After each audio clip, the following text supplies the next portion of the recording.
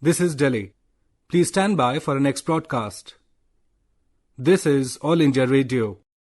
We now bring to you the recording of today's proceedings during the question hour in Lok Sabha. ये आकाशवाणी है. अभी आप आज लोकसभा में प्रश्नकाल के दौरान हुए कार्रवाई की रिकॉर्डिंग सुनेंगे. माननीय सभासदों, माननीय अध्यक्ष जी. प्रश्नकाल क्वेश्चन नंबर 101. प्रश्न संख्या 101. क्या शिक्षा मंत्री यह बताने कृपा करेंगे कि क्या राष्ट्रीय शिक्षा नीति 2020 में भारतीय भाषाओं में 1 वर्ष के इंजीनियरिंग प्रोग्राम की परिकल्पना की गई है? यदि हाँ, तो तत्संबंधी ब्यौरा क्या है तथा इस प्रोग्राम को कब तक शुरू किए जाने की संभावना है? क्या उक्त प्रोग्राम के अंतर्गत परीक्षा संबंधित राज्य की मातृभाषा में ली जाएगी और यदि हाँ, तो तत्संबंधी ब्यौरा क्या है? और सरकार द्वारा भारतीय भाषाओं में इंजीनियरिंग या तकनीकी शिक्षा प्रदान करने के लिए क्या कदम उठाए गए हैं या उठाए जाने का प्रस्ताव है? डॉक्टर सुभाष सरकार, शिक्षा राज्य मंत्री. Question number 101 please. आपसे मेरी बात होगी, आप मेरे चेंबर में आगे बात करा दूंगा. आप प्लीज बैठिए, ले जाए इनको. Honourable speaker sir. हाँ. Honourable speaker sir, answer of the question is laid on the table of the House. The initiative taken by the ministry to implement in the various languages in the various states. With our visionary leadership, Honorable Prime Minister Sri Narendra Modi ji, our government has launched National Education Policy with the golden pair of hands of Sri Narendra Modi ji. And the government has taken various initiatives. That is, the All India Council for Technical Education has given the approval to 19 engineering colleges to impart engineering courses in 6 Indian languages for engineering programs across 10 states. From the academic year 2021 and 2022, that is Hindi, Telugu, Marathi, Bengali, Tamil and Kannada, and different 10 states have been taken. ICT also developed a translation automation AI tool with a vision of translate English language online courses to 11 different Indian languages. The government is also working towards translating reference materials for courses of engineering and major regional languages through study waves of active learning for young aspiring minds, that is through SWAYAM. That is the Government of India's own massive open line courses, MOOCs. And many other initiatives have also been taken. We know, according to our NEP, para 22.10, it has been clearly mentioned that more HEIs and more programs in higher education will use the mother tongue or local language as a medium of instruction and offer programs bilingually in order to increase access and GR and also to promote the strength, usage and vibrancy of all Indian languages. Thank you, sir. Second supplementary. Mr. Natarajan, Shri T.R. Balu.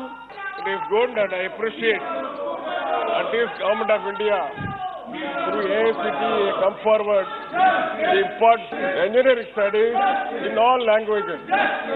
In Tamil, in not long, in 6 languages at least. My particular question is, education is in the state subject. It is a state subject. Whether I want to know whether the Government of India has got the consent from all the governments connected to this issue. I want to know whether the Government of Tamil Nadu has given consent or consulted by the state government. That is the first question. Second one is, when are you going to, have you given instruction to all the universities to select the questions in Tamil so as to ask in the examination? And when are you going to have the examination in Tamil? Minister, please. Honorable Speaker sir, Honorable Mananiya member has expressed a very good question. But during the preparation of national education policy, our government has taken the suggestion more than 1 lakh and already consulted with all the states. And at the time to time, our government has consulted with all the states. And that's why the in Tamil languages, that has been selected by AICTE in Tamil Nadu. Definitely, consultation has already been done. Question number 102. प्रश्न संख्या 102। क्या वित्त मंत्री यह बताने कृपा करेंगे कि क्या कई बड़ी कंपनियां अपना आरंभिक सार्वजनिक निर्गम आईपीओ ला रही हैं? क्या कोरोना वैश्विक महामारी के कारण बढ़ते आर्थिक संकट के बावजूद भी इस वर्ष कंपनियों द्वारा आईपीओ लाए जा रहे हैं? और यदि हां, तो तत्संबंधी ब्यौरा क्या है? क्या पूंजी जुटाने के संदर्भ में इस वर्ष आने वाले आईपीओ ने पिछले वर्ष के रिकॉर्ड को भी पीछे छोड़ दिया है? और यदि हां, तो तत्संबंधी ब्यौरा क्या है? क्या ये सच है कि आईटी और ई कॉमर्स कंपनियों के आईपीओ नियमित रूप से लाए जा रहे हैं, परंतु उसी गति से विनिर्माण कंपनियों के आईपीओ नहीं आ रहे हैं? और यदि हां, तो तत्संबंधी ब्यौरा क्या है? क्या यह भी सच है कि जब तक विनिर्माण कंपनियों को बढ़ावा नहीं दिया जाएगा, तब तक बड़े स्तर पर रोजगार सृजन भी नहीं होगा? और यदि हां, तो तत्संबंधी ब्यौरा क्या है? और विनिर्माण कंपनियों को प्रोत्साहित करने के लिए सरकार द्वारा क्या कदम उठाए जा रहे हैं? निर्मला सीतारमण, वित्त मंत्री। Statement is laid on the table. No, please ask the supplementary question. अध्यक्ष महोदय, मैं बहुत धन्यवाद करता हूं मंत्री जी का, बहुत विस्तृत जवाब उन्होंने दिया है। पर एक पूरक प्रश्न के रूप में मैं पूछना चाहता हूं, ये अच्छा संकेत है कि नए युवा निवेशक आईपीओ के माध्यम से स्टार्टअप व अन्य कंपनियों में उत्साह से निवेश कर रहे हैं। ये देखा गया है कि जब ये शेयर लिस्टिंग की स्टेज पर आते हैं तो इन निवेशकों को कई बार भारी नुकसान का सामना करना पड़ता है। इसका ताजा उदाहरण पेटीएम का आईपीओ है। क्या इन उत्साही निवेशकों के इंटरेस्ट सेफगार्ड करने के लिए सेबी आईपीओ के लिए अनुमति देने के पूर्व सघन छानबीन करने हेतु आवश्यक कदम उठाएगी? Honorable Minister. Sir, first of all, this impression that 197 communication जो पेटीएम का है, उसमें नुकसान हुआ, ऐसे नुकसान नहीं हुआ sir. That is also subscribe more than what they went for. वैसे आईपीओ हो, कुछ और फॉरवर्ड ऑफर भी हो, उसमें सेबी पूरे मॉनिटरिंग करती है, इसीलिए नुकसान आईपीओ के द्वारा अभी तक रिकॉर्ड में ऐसे नहीं है। Second supplementary. माननीय अध्यक्ष महोदय, मैं मंत्री जी को पूछना चाहता हूं कि कहीं ऐसा तो नहीं है कि सरकार की नीतियां मैन्युफैक्चरिंग कंपनियों को नए उद्यम विस्तार हेतु पूंजी जुटाने के लिए प्रोत्साहित करने में विफल रही हो? सरकार उनके फ्यूचर सिक्योरिटी के लिए क्या कार्रवाई कर रही है? प्लीज सर, आईपीओ हर एक सेक्टर में हो रही है। ये नहीं है कि सिर्फ सॉफ्टवेयर और टेक्नोलॉजी रिलेटेड कंपनीज का आईपीओ हो रही है। उदाहरण के लिए 21-22 में मैं जवाब में भी ये बात रखी हूँ, 61 आईपीओ हुआ है, जिसमें आईटी कंपनीज के अलावा जितनी भी है उसका विवरण दिया गया है। वैसे ही 21-22 में भी 57 कंपनीज है, इसमें भी बहुत सारे एमएसएमई भी है, मैन्युफैक्चरिंग सेक्टर का भी है। 56 एंटिटीज आईपीओ में गए 2021 में, उसमें से 27 एमएसएमई है जो मैन्युफैक्चरिंग में भी भाग है। सिमिलरली 61 कंपनीज आईपीओ में गए 21-22 में, उसमें से 34 एमएसएमई है, स्मॉल सेक्टर है, मैन्युफैक्चरिंग का भी लिस्ट में जोड़ा गया। सो पूरे के पूरे आईपीओ में जो गए हैं वो मैन्युफैक्चरिंग सेक्टर का भी है। इसके अलावा माननीय सदस्य का क्वेश्चन का आंसर ये है कि मैन्युफैक्चरिंग को प्रोत्साहन देने के लिए पीएलआई स्कीम हमने अनाउंस किया है, जिसकी वजह से आज भी देश में मैन्युफैक्चरिंग का इन्वेस्टमेंट प्रोत्साहन के कारण अभी ज्यादातर हो रही है मैन्युफैक्चरिंग में। इसलिए सरकार बहुत सारे कदम उठाया। पैंडेमिक के दौरान भी emergency liquidity credit guarantee scheme हमने लॉन्च किया। उसमें कम से कम 1.5 लाख करोड़ तक डिसबर्समेंट का भी हो गया है। एडिशनली 1.5 लाख उससे हम जोड़ रहे हैं, मतलब 3 lakh crores were given initially. Now it's added by 1.5 lakh crores. So the ECGLS scheme, which was launched during the pandemic, is now expanded to the level of 4.5 lakh crores. More than that, 20,000 crores have been given in the name of subordinate debt relief for manufacturing units of MSME. उससे भी बहुत सारे MSME manufacturing में जो है उनका support आया है।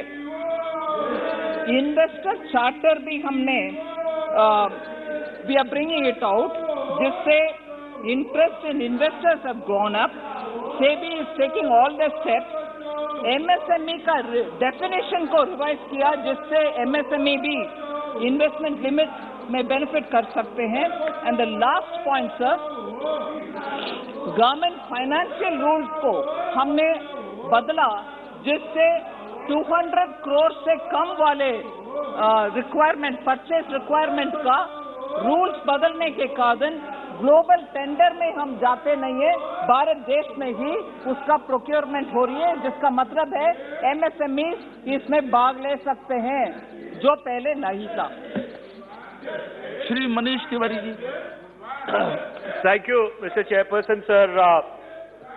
Mr. Chairperson, sir, I would like to ask the Honorable Minister, in the January of 2020, when the Standing Committee of Finance had visited the National Stock Exchange and the other trading platforms, we were informed that these trading platforms are regularly subject to cyber attacks, which are warded off. My question to the Minister is that since thousands of crores of transactions take place every day on these electronic platforms, and in the October of 2020, we saw as to how the power grid in Mumbai was targeted by a cyber attack. Would the Minister like to inform the House that whether these trading platforms have been classified as critical infrastructure from the point of view of the cyber domain, and what steps the government has initiated in order to harden the defenses of these trading platforms? मंत्री जी।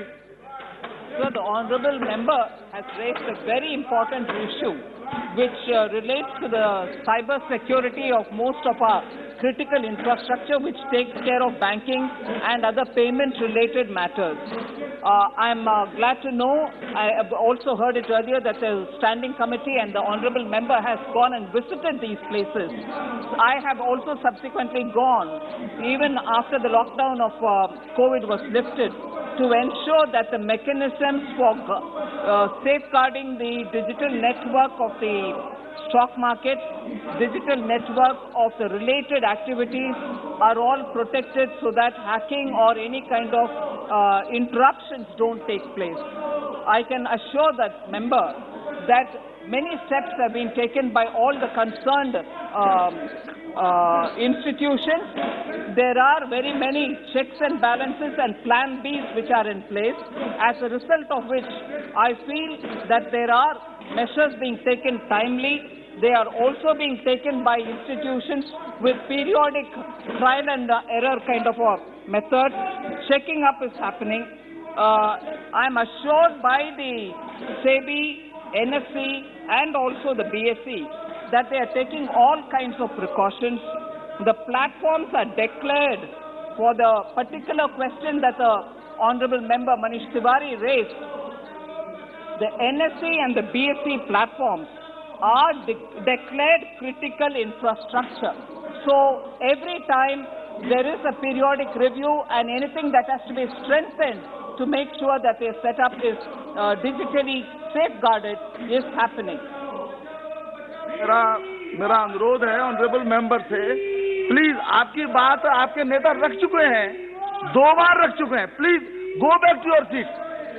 प्रश्नकाल चल रहा है, आप अपनी seat पर जाकर के बैठिए प्लीज। श्री रितेश पांडे। गवर्नमेंट का तरफ से हम लोग स्टेटमेंट मांग रहे हैं। चेयरमैन साहब, बहुत बहुत धन्यवाद आदरणीय अधिष्ठाता महोदय। मैं माननीय मंत्री जी से ये पूछना चाहता हूं कि एलआईसी के जो ऑपरेशंस हैं वो करोड़ों लोगों के वेलफेयर से जुड़े हुए मुद्दे हैं। एलआईसी का जो ऑपरेशन होता है और ये जग विदित है कि मात्र 2% लोग जो है हमारे देश में शेयर मार्केट को एक्सेस करते हैं। तो मेरा प्रश्न माननीय मंत्री जी से ये है कि एलआईसी का जो आईपीओ निकल रहा है उसके निकलने के बाद एलआईसी का जो आईपीओ निकल रहा है उसके निकलने के बाद जो एलआईसी से जुड़े हुए लोग हैं जिनका वेलफेयर उससे जुड़ा हुआ है, सरकार उसको वो सुचारू रूप से चल सके कैसे सुनिश्चित करेगी जब आईपीओ निकल जाएगा और वो प्राइवेट सेक्टर के हाथों में चली जाएगी। तो कैसे सरकार इन करोड़ों लोगों के वेलफेयर जो उसका इस्तेमाल करते हैं उससे जुड़ा हुआ है, तो ये कैसे उसको सुनिश्चित करेगी सरकार? Sir, this question is certainly on the IPO, and therefore, in a way, honourable members brought in a larger issue which pertains to the IPO of a proposed IPO of the LIC. The honourable members fairly aware that IPO is only to a limited extent that you are giving a certain percentage of the shares as an initial public offer. Affect the operations of LIC, because once private players are involved in it, how will the government assure the crores of Indians that sort of use it for their own welfare, which LIC gives up? Thank you. आपको मैंने allow थोड़ी किया था। No, माननीय मंत्री जी जवाब मत दीजिए। Question number 103। प्रश्न संख्या 103। क्या वित्त मंत्री यह बताने की कृपा करेंगे कि क प्रधानमंत्री मुद्रा योजना PMMY के अंतर्गत पश्चिम बंगाल में ऋणों के संवितरण की वर्तमान स्थिति क्या है? ख योजना के अंतर्गत अप्रैल 2021 तक लाभार्थियों की संख्या कितनी है और ब्यौरा क्या है? ग क्या पश्चिम बंगाल के लिए इस संबंध में कोई विशेष लक्ष्य निर्धारित किए गए हैं? और घ यदि हाँ तो तत्संबंधी ब्यौरा क्या है? डॉक्टर भागवत कराड़, वित्त राज्य मंत्री। Sir, question number 103. Statement is laid on the table of the House. Sir, माननीय मंत्री जी, I request to Minister, from 2004 to 2013, during UPA government, how much amount of industrial loan was sanctioned by the central banks, out of which how much percentage turn out to be in NPA? Under the Mudra scheme, how much amount was spent and utilized for educated youth of the country, and how much percentage of it was NPA till date? Based on this, what is the strategy? Increase more Mudra loan, which will provide employment to the youth and also reduce the NPA. माननीय chairman sir and सभी सदस्यगण, मुद्रा loan scheme is announced by Honorable Prime Minister Sir on 8th April 2015, not during 2004 and 2013. That was a UPA government period. Now, the targets of the Mudra loan are continuously achieved except the last year because of the COVID. Department of Financial Services continuously reviews Mudra loan distribution by all the books, and if there are any complaints, then the complaints can be done for the Mudra loan and for the Mudra loan nodal officers which are available in the banks. Sir, अभी देश में नरेंद्र मोदी जी के नेतृत्व में और निर्मला जी के नेतृत्व में हम लोग तो आगे जा रहे हैं। पश्चिम बंगाल में 1.33 लाख करोड़ डिसबर्स हुआ है मुद्रा लोन के लिए। मेरा जो जानने की इच्छा है, जो हमारा वेस्ट बंगाल में स्टार्टअप कंपनी कितना लोन के लिए मांगे हैं और कितना सैंक्शन हुआ है ये 3 इयर्स में, इसका मिलेगा तो बहुत अच्छा होगा। माननीय speaker sir, this question was only for the Mudra loans. Anyway, the state-wise information is not available at present. I will give to the honorable member. Singh Bittu. Thank you speaker साहब। सर, मंत्री जी ने जवाब दिया है, पर सच्चाई सर नीचे और है। क्योंकि अगर मैं बात करूं सर, जो MSMEs सर ज्यादा तौर में अर्बन और सेमी अर्बन की बात करूंगा और रूरल एरिया की। सर वहां पोजीशन ये है आज, क्योंकि एनपीए ना हो, क्योंकि एनपीए बहुत बढ़ चुके हैं, एनपीए ना हो डाउन रखने के लिए आप जेन्युइन जो लोग एप्लीकेंट हैं उसको भी आप रिजेक्ट कर रहे हैं। क्यों? क्योंकि एसबीआई ने कंफर्म ये कहा है कि 1/5 of loans given by PMMY है नॉन परफॉर्मिंग, और खास तौर पे जो बैड लोन्स है आपके मुद्रा के वो 12% इंक्रीज कर चुके हैं 31 मार्च तक। इसीलिए आप कोई जो अच्छा लोन, जेन्युइन लोन जिन लोगों को देता है कि उसके लिए कोई इंसेंटिव, जहां किसी ने कोई बैंक वाले ने गलत लोन दिया है उसको कोई सजा या पनिशमेंट। मंत्री जी ने ठीक बोला है कि आपने कंप्लेंट के लिए लिखा है, कितनी कंप्लेंट आई, किसी का आपने हल भी किया है? क्योंकि जो जहां दिख रहा है जेन्युइन लोगों को लोन बिल्कुल नहीं दिया जा रहा, बैंक घबराए हुए हैं क्योंकि वो देख रहे हैं सिर्फ बैड लोन ना हो, इसलिए सब जेन्युइन लोगों को भी लोन नहीं दिया जा रहा। सच्चाई ये है, क्योंकि मैं लुधियाना से आता हूं, सबसे ज्यादा छोटी फैक्ट्रियां वहां हैं पंजाब में, इसलिए इस पे मंत्री जी ध्यान दीजिए। ये आंकड़े आपके मैंने सामने रखे हैं, एसबीआई क्या बोल रहा है, और आपकी स्कीम है जो 12% वो 31 मार्च तक उसका बैड लोन हो चुका है, इसलिए कोई बैंक भी लोन नहीं दे रहा जेन्युइन लोगों को। थैंक यू स्पीकर साहब। माननीय स्पीकर सर, अगर एनपीए का देखें तो मुद्रा लोन में 2018-19 में 6.01% एनपीए है, 2019-20 में 6.66% है, और 2020-21 में 11.48% एनपीए का अमाउंट है अकाउंट। अभी क्वेश्चन जो रेज किया है जो मुद्रा लोन के बारे में, तो हमारा department of financial services monthly review करता है कितना लोगों को लोन मिला है, कितना लोगों को नहीं मिला है, और उसके ऊपर डायरेक्टली कंट्रोल है गवर्नमेंट की तरफ से। Shri Saugata Roy ji. Sir, the reply given by the minister is skimpy. If you see, the question is whether any specific targets in this regard have been fixed in respect of West Bengal. In the reply to CND, they mention nothing about West Bengal. Sir, Mudra loan was a favorite project of the Prime Minister. He had said initially that I want to help the cobbler sewing shoes in the way. But actually Mudra loan has not reached these small people. The micro businessmen, they have not got help. And in West Bengal, they have not given the figures. Mudra loan has been a disastrous failure. May I know from the Honourable Minister what specific steps the government is taking so that the Mudra loan reaches to the poorest and small and micro businessmen in the country as well as in West Bengal. माननीय speaker sir, Mudra loan का district wise जो waste Bengal में distribution हो चुका है उसका यदि इधर है, लेकिन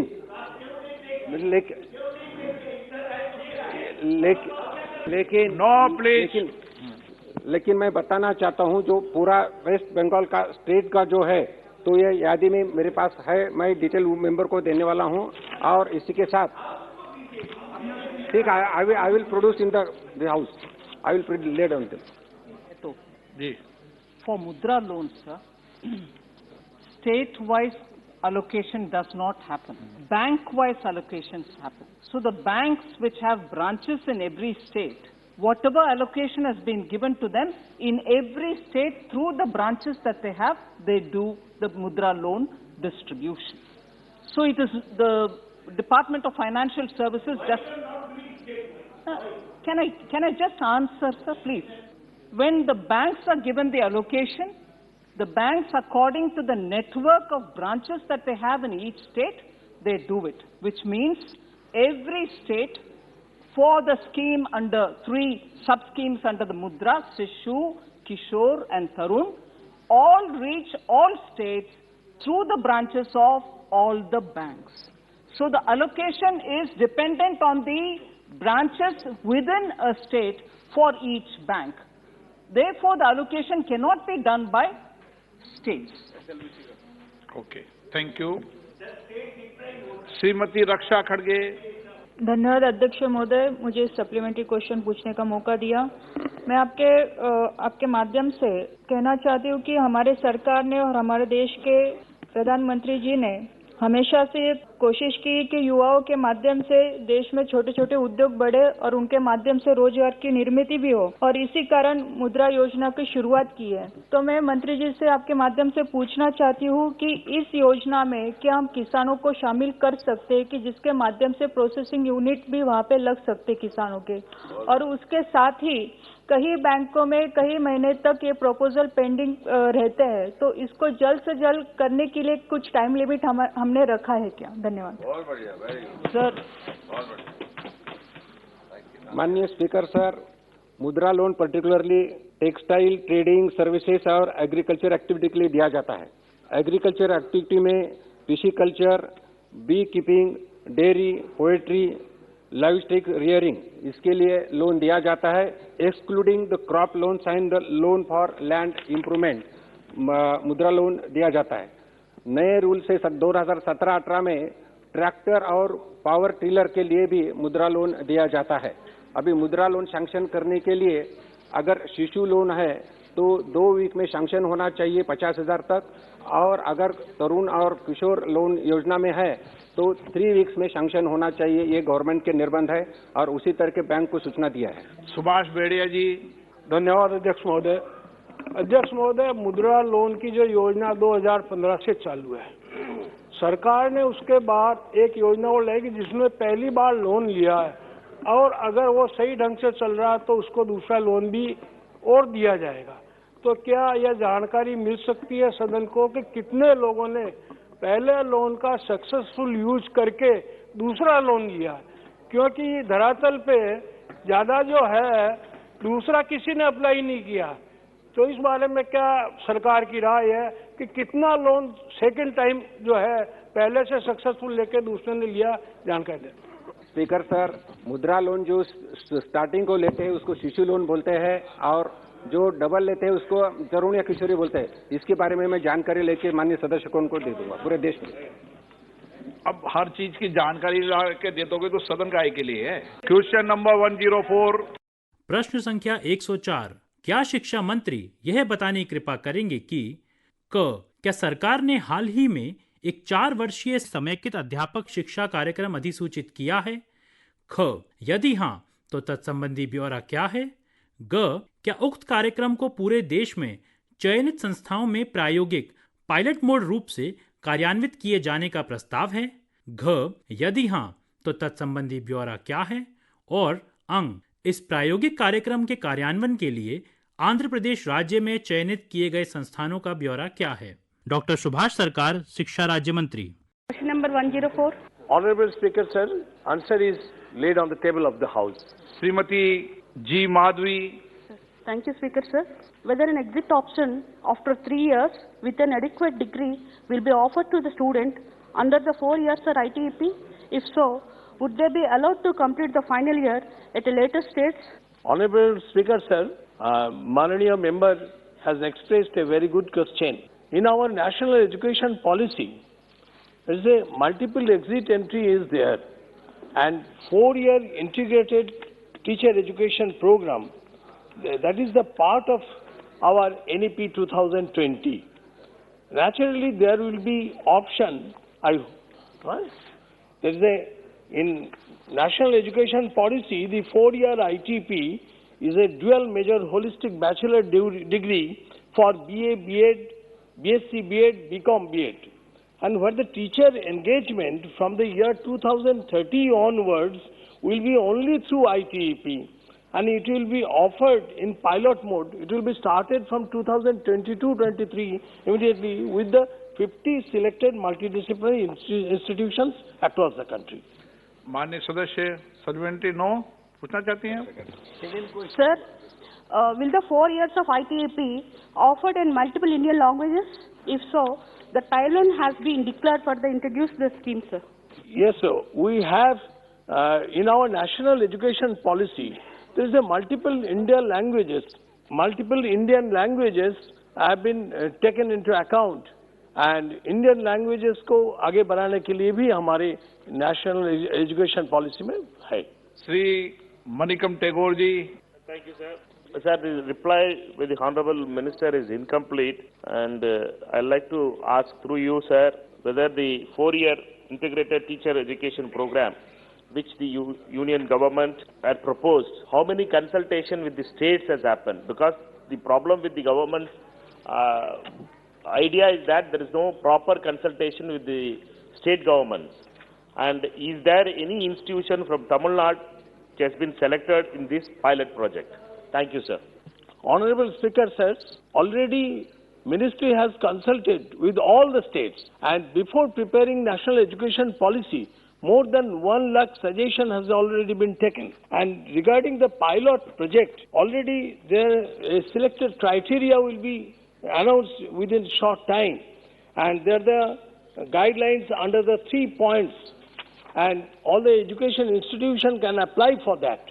There is an Institute of Eminence, Institute of National Importance, that is A++. They will get 8 points, and after B is 3. They are eligible to apply. Similarly, NIRF ranking of the universities, those who are 1 to 50, they will get 8 points, and those who are 200 to 500, they will get 2 points. Similarly, institutes running successfully for 5 or more years, they will also get 4 points. And ITP selection process, it has not yet been started. It will be given in the website. Asaduddin Owaisi जी, आप बेटे बेटे क्यों comment कर रहे थे फिर? नहीं, जब आप प्रश्न नहीं पूछे तो बेटे बेटे कमेंट भी नहीं करना चाहिए आपको। आप पूछो, मैं आपको पूछने के लिए अलाउ कर रहा हूं। माननीय सदस्यगण, मैं माननीय सदस्यगणों से आग्रह कर रहा हूं कि कोई भी सप्लीमेंट्री क्वेश्चन पूछना है तो आप हाथ खड़े नहीं करें। आप 11 बजे पहले मुझे लिख के दें कि ये सप्लीमेंट्री क्वेश्चन है। कई बार उत्तर प्रदेश का क्वेश्चन होता है, तमिलनाडु की विषय को बदलकर पूछते हैं।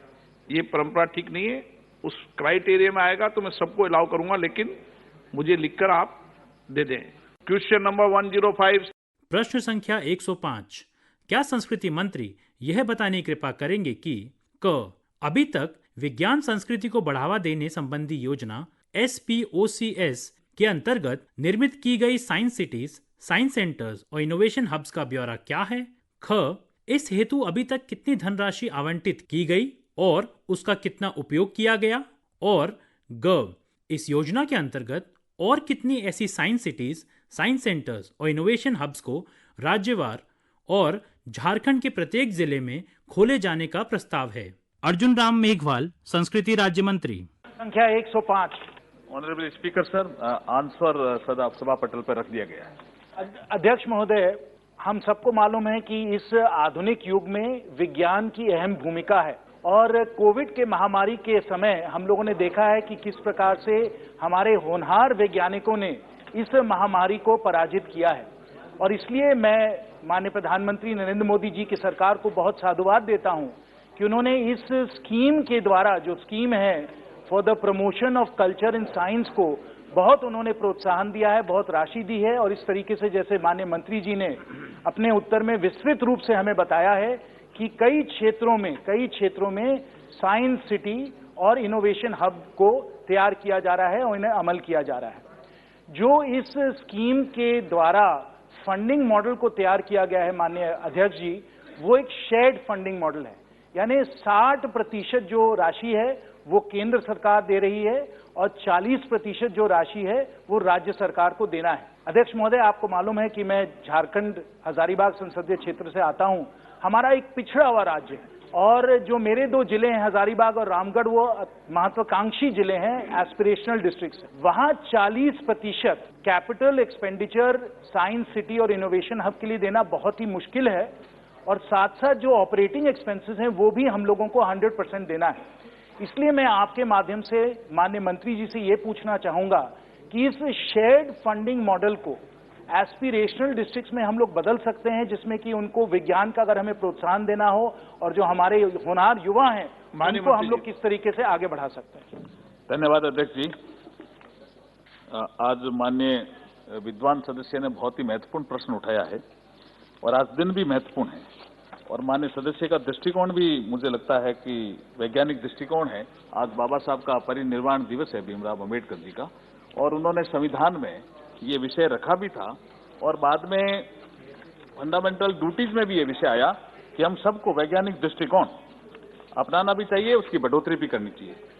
जो मंत्रालय की स्कीम है उसके तहत आपने जिक्र किया 5 लाख की सिटी तक, 5 लाख से 10 लाख की सिटी, 15 लाख की सिटी और 15 लाख से ऊपर की सिटीज के लिए science centre, innovation hub, science cities और इसके लिए स्कीम है। आपने मूल से पूछा हजारीबाग के लिए।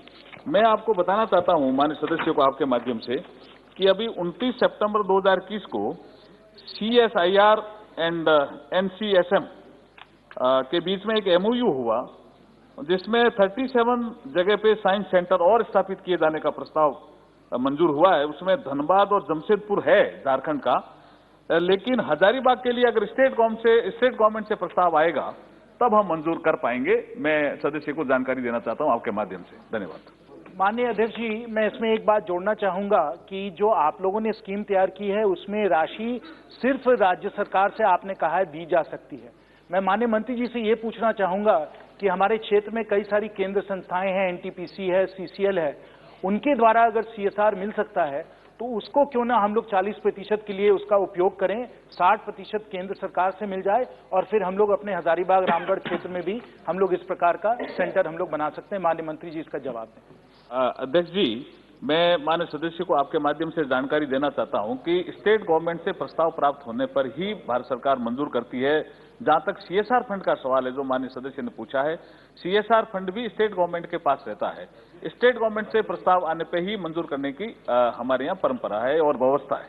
Question number 106। प्रश्न संख्या 106। क्या जनजातीय कार्य मंत्री यह बताने की कृपा करेंगे कि क्या जनजातीय बहुल राज्यों में जनजातीय सलाहकार परिषद का गठन किया गया है? यदि हां तो तत्संबंधी ब्यौरा क्या है? उन राज्यों का ब्यौरा क्या है जिनमें जनजातीय सलाहकार परिषद का गठन किया गया है तथा उन्हें सौंपे गए कार्य का ब्यौरा क्या है? और शेष जनजातीय बहुल राज्यों में जनजातीय सलाहकार परिषद का गठन कब तक किए जाने का प्रस्ताव है? अर्जुन मुंडा, जनजातीय कार्य मंत्री। प्रश्न संख्या 106। माननीय मंत्री जी, माननीय सदस्य। अध्यक्ष महोदय, सबसे पहले तो मैं देश के लाडले पंतप्रधान आदरणीय नरेंद्र मोदी जी और जनजाति विभाग के मंत्री आदरणीय अर्जुन मुंडा जी को धन्यवाद देना चाहूँगा कि उन्होंने जनजातीय समुदाय के लिए कई महत्वपूर्ण योजना लाई है। अध्यक्ष महोदय, भारतीय संविधान की अनुसूची 5 के अंतर्गत कई राज्यों में ट्राइबल एडवाइजरी काउंसिल जनजातीय समुदाय के लिए नीतियां बनाने, नीतियों में सुधार और उनके सर्वांगीण विकास करने के लिए विकास संबंधी एक महत्वपूर्ण भूमिका अदा कर रही है। अध्यक्ष महोदय, इस संबंध में मैं आपके माध्यम से माननीय मंत्री जी से जानना चाहूंगा कि विगत 3 वर्षों के दौरान राज्यवार उन ट्राइबल एडवाइजरी काउंसिल का विवरण क्या है जिन्होंने अपने राज्यों के राज्यपाल को जनजातीय समुदाय के विकास हेतु सुझाव योजनाएं प्रेषित किए और उन सुझावों योजनाओं पर राज्यों के राज्यपालों द्वारा क्या कार्रवाई की गई है तथा इन सुझावों योजनाओं के क्रियान्वयन से राज्यवार कितने आदिवासियों को लाभान्वित किए गए हैं? माननीय अध्यक्ष महोदय, जो माननीय सदस्य ने प्रश्न पूछा है बहुत ही महत्वपूर्ण है और उसकी पूरी सूचना माननीय सदस्य को दे दी गई है, लेकिन उन्होंने जो पूरक प्रश्न के माध्यम से पूछा है यह बात सही है कि जनजातीय सलाहकार परिषद का गठन राज्य अधीन महामहिम गवर्नर के द्वारा किया जाता है और सरकार उस पर अपना मंतव्य देती है, सुझाव देती है और रूल फ्रेम करती है। उस दृष्टि से यह सुनिश्चित किया जाता है कि जनजातीय मामले के ऐसे सभी विषयों पर वहाँ के सदन चर्चा करने से पहले जनजातीय सलाहकार परिषद में चर्चा की जाए और इस दृष्टि से जो योजनाएं बनाई गई है और उन योजनाओं का लाभ जनता को, जनजातीय समुदाय को कैसे मिले यह सुनिश्चित किया जाता है। इसमें प्रावधान यह है कि जनजातीय सलाहकार परिषद जो उपयोजना क्षेत्र है, जैसे माननीय सदस्य ने कहा और संवैधानिक प्रावधान है कि 5वीं अनुसूची के अंदर आर्टिकल 244 में 244(1) में ये प्रावधान है कि सलाहकार परिषद में वैसे संवैधानिक विषयों पर, विकासात्मक कार्यक्रमों पर और मिलने वाले लाभों का सही ढंग से मूल्यांकन करे और उसी कड़ी में उस मूल्यांकन करने के बाद वह विषय साल में एक बार महामहिम राज्यपाल के द्वारा अनुशंसा करने के बाद राष्ट्रपति महोदय के पास भेजी जाती है। जिन मामले में महामहिम राष्ट्रपति ऐसा महसूस करते हैं कि ट्राइबल अफेयर्स मिनिस्ट्री को इस विषय पर देखना चाहिए, वैसे मामलों की समीक्षा की जाती है। तो कुल मिलाकर के यह राज्यों के अधीन है कि उपयोजना का बेहतर तरीके से प्रबंधन करे, उनके जीवन पर किसी तरह का प्रतिकूल प्रभाव न पड़े, इसके लिए सलाहकार परिषद गंभीरता से विचार करे। ये सही है कि ट्राइबल एडवाइजरी काउंसिल का मुख्य उद्देश्य जनजातीय समुदाय का सामाजिक आर्थिक विकास करना है तथा वंचित समाज को मजबूत करने में इस काउंसिल की एक अहम भूमिका रहती है तथा काउंसिल के परामर्श से ही आदिवासियों के सर्वांगीण विकास हेतु कारगर कदम उठाए जाते हैं। अतः इस संबंध में आपके माध्यम से मेरा दूसरा पूरक प्रश्न माननीय मंत्री जी से यह है कि ट्राइबल एडवाइजरी काउंसिल की वर्ष में 2 बार बैठकें करने वाले और न करने वाले राज्यों का विवरण कारण सहित अलग अलग क्या है और सरकार ने जनजातीय समुदाय के सर्वांगीण विकास के लिए ट्राइबल एडवाइजरी काउंसिल के वर्ष में कम से कम 2 बैठकें सुनिश्चित किए जाने हेतु क्या कदम उठाए हैं?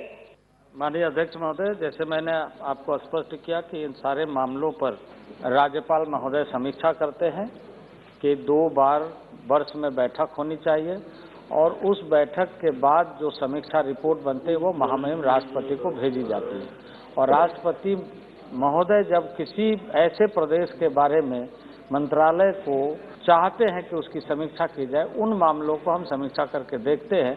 लेकिन अभी राज्यों को हमारे माध्यम से, मंत्रालय के माध्यम से ये कहा गया है कि ट्राइबल एडवाइजरी काउंसिल का जो इफेक्टिव रोल है ये इंश्योर करते हुए सुनिश्चित करना चाहिए, क्योंकि जब कभी भी ये सवाल उभर करके सामने आती है कि जनजातीय क्षेत्रों में विस्थापन के, रोजगार के और ऐसे मामले जिससे जल जंगल जमीन से जुड़ा हुआ विषय रहता है, उसको गंभीरता से विचार करें। तो वह विस्तृत कार्य योजना के तहत कार्य हो रहा है। निशिकांत दुबे जी। अध्यक्ष महोदय, आज 6 दिसंबर है और बाबा साहब अम्बेडकर जी ने हम लोगों को ये संविधान दिया है। संजोग से माननीय मंत्री जी जिस राज्य से हैं उसी राज्य से मैं हूँ। बाबरी मस्जिद तो छोड़िए, मैं प्रश्न पूछ रहा हूँ अध्यक्ष महोदय कि अभी बार बार जो है माननीय मंत्री जी ने, अध्यक्ष महोदय, जिक्र किया कि राज्यपाल इसको रेफर करते हैं, राज्यपाल का अधिकार होता है, राज्यपाल प्रेसिडेंट को भेजते हैं। मैं जिस राज्य से आता हूं झारखंड, और जिससे माननीय मंत्री जी हैं, वहां राज्यपाल को ट्राइबल एडवाइजरी काउंसिल के अध्यक्ष से हटा दिया गया है। मुख्यमंत्री ने यह चार्ज लिया है क्योंकि कांग्रेस ने जो है संविधान को तहस नहस करने का फैसला कर रखा है। मेरा आपके माध्यम से मंत्री जी से आग्रह है कि क्या ये संवैधानिक है और राज्यपाल के अधिकार को जो झारखंड सरकार ने खत्म किया है उसके बारे में मंत्री जी क्या सोचते हैं या केंद्र सरकार क्या सोचती है? मैं देख लूंगा। माननीय सदस्य, आप प्रश्न से संबंधित बात पूछा करें, आप प्रश्न के संबंधित बात पूछा करें, प्रश्न आरोप मत लगाया करें। ओके, मैंने डायरेक्शन दे दिए। यह मामला मैंने डायरेक्शन के संज्ञान में आया है कि मैंने डायरेक्शन कि जो सलाहकार परिषद का गठन है वह वहां के राज्य सरकार के अनुशंसा के तहत महामहिम राज्यपाल को स्वीकृति के उपरांत इस जनजातीय सलाहकार परिषद की अधिसूचना गजट नोटिफिकेशन के माध्यम से करना है। लेकिन यह मामला निश्चित रूप से महामहिम राज्यपाल ने देश के विधि मंत्रालय को भी और हमारे मिनिस्ट्री को भी सूचना दी है। उस सूचना के आधार पर मैंने विधि मंत्रालय से परामर्श किया है, उसकी सूचना भी आ गई है। यह बेहतर व्यवस्था है लोकतंत्र में कि राज्य सरकार यह सुनिश्चित करे कि वहां के राज्यपाल के माध्यम से ऐसी व्यवस्था जो संवैधानिक प्रावधान को सुनिश्चित करता है उसका अनुपालन करे। और इस दृष्टि से विधि मंत्रालय ने भी यह सुझाव दिया है कि जिस मामले में वहाँ की सरकार ने इस तरह की नीति अपनाई है जिससे महामहिम राज्यपाल के उन विषयों को नजरअंदाज किया गया है, पुनः राज्यपाल को भेजा जाए और राज्यपाल के माध्यम से यह सुनिश्चित किया जाए कि वह सलाहकार परिषद सही ढंग से गठन। दूसरी बात जो माननीय सदस्य ने कहा है निशिकांत दुबे जी ने, इसके जो अध्यक्ष सलाहकार परिषद के वह राज्य सरकार और खास करके अधिकांश राज्यों में राज्य के मुख्यमंत्री होते हैं, लेकिन जो सलाहकार परिषद में सदस्य होते हैं उन सदस्यों को तब तक नोटिफाई नहीं किया जा सकता है, संवैधानिक व्यवस्था में भी है, जब तक गवर्नर का अप्रूवल न हो। गवर्नर के अप्रूवल के अभाव में यदि कोई किया जाता है तो बेहतर होगा लोकतंत्र में कि गवर्नर के अप्रूवल प्राप्त कर लिया जाए, और विधि मंत्रालय का भी यही परामर्श है।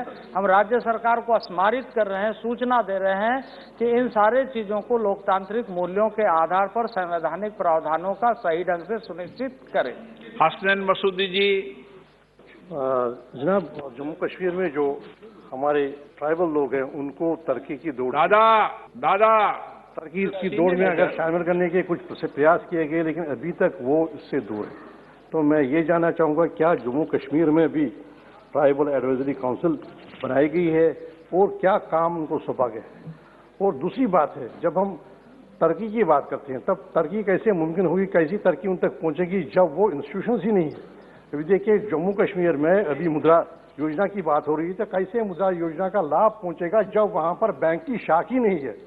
तो मैंने अभी ब्रिजन लामर एक इलाका है जहां पर ज्यादातर वही कम्युनिटी रहती है और बैंक है ही नहीं। तो मेरी गुजारिश होगी क्या कोई ट्राइबल काउंसिल बनेगी आज तक, और अगर बनाई गई तो क्या काम सौंपा गया और क्या उपलब्धि हुई और क्या कंट्रीब्यूशन किया? और मुझे इजाजत दिए जनाब, मैं आज श्रद्धांजलि पेश करूं बाबा साहब को। उन्होंने ही स्पेशल स्टेटस जम्मू कश्मीर को दिया गया जो असंवैधानिक तरीके से 5 अगस्त को उन्होंने दिया था।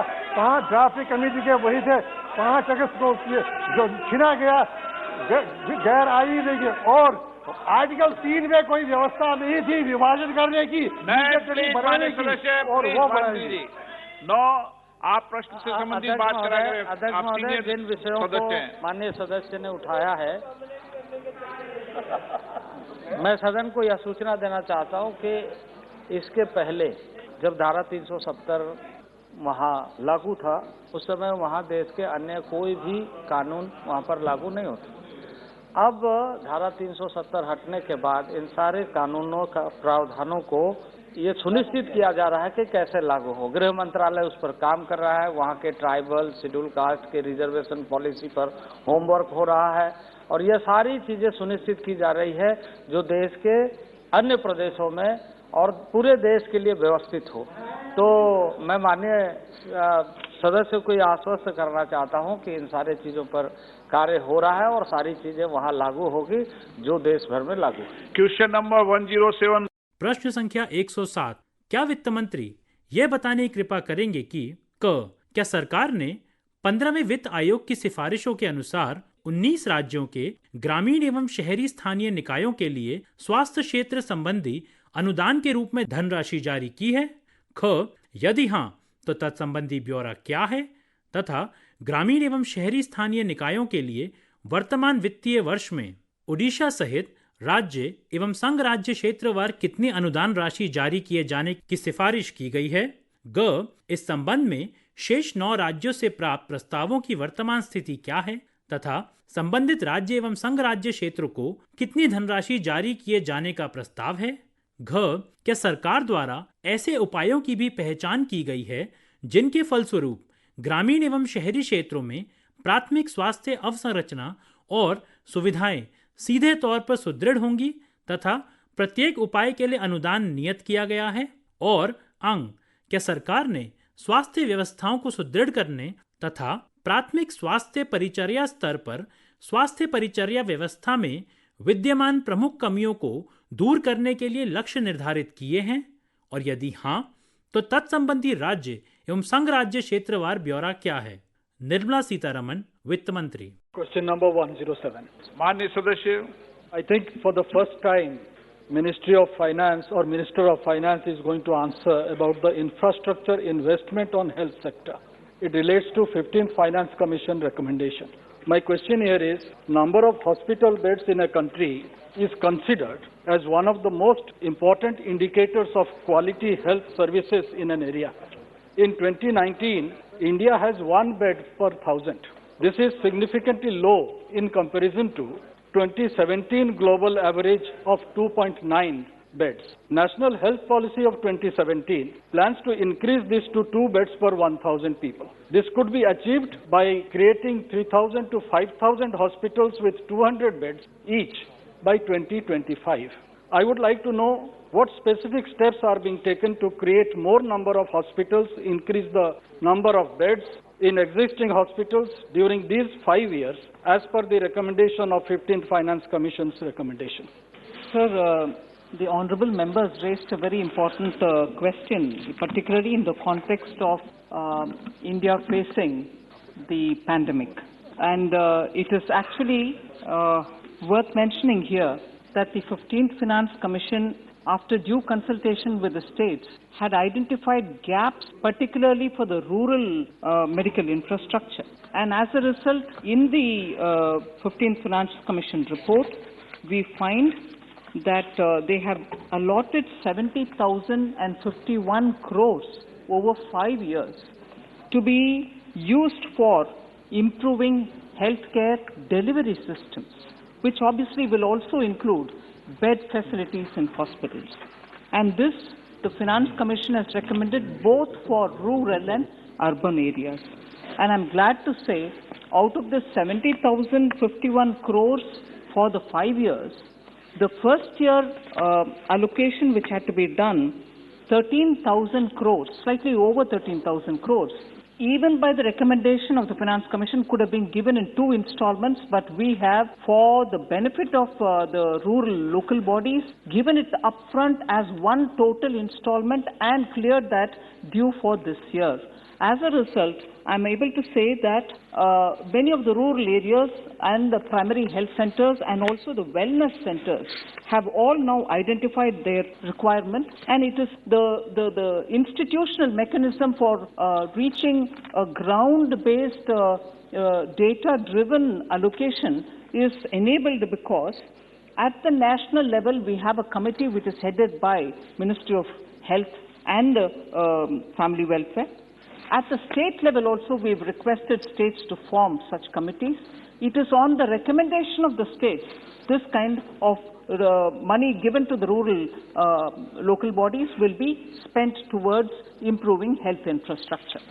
As per the recommendation of the 15th Finance Commission, grants amounting to 4,27,911 crore to local governments and both rural and urban bodies is to strengthen healthcare system and plug critical gaps at the primary healthcare level. Commission has also identified indicators or identified inventions that will directly lead to strengthening the primary health infrastructure and facilities. Yet, when one sees the grant released for local bodies of 19 states, one fails to understand on what criteria the monies have been distributed.